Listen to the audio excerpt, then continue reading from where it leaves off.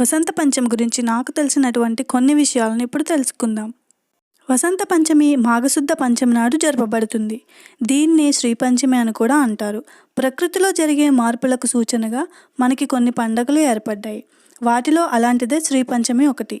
దీనిని సరస్వతి జయంతి, మదన పంచమి, వసంత పంచమి అని కూడా అంటారు. ఇది ఋతు సంబంధమైన పర్వం.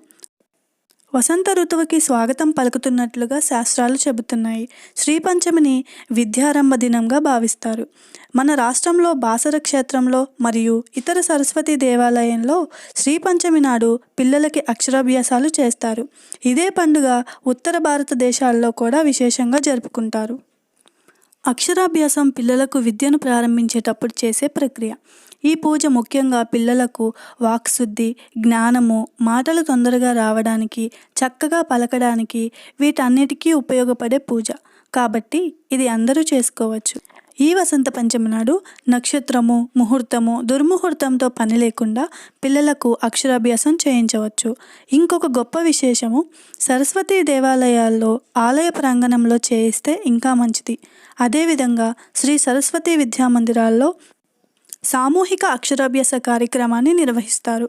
ఈరోజు విశేషంగా పురోహితుల చేత హోమం జరిపించి బాసర నుంచి వచ్చినటువంటి కుంకుమతో కార్యక్రమానికి విచ్చేసినటువంటి పోషకులు మరియు పిల్లలతో అక్షరాభ్యాస కార్యక్రమాన్ని నిర్వహిస్తారు.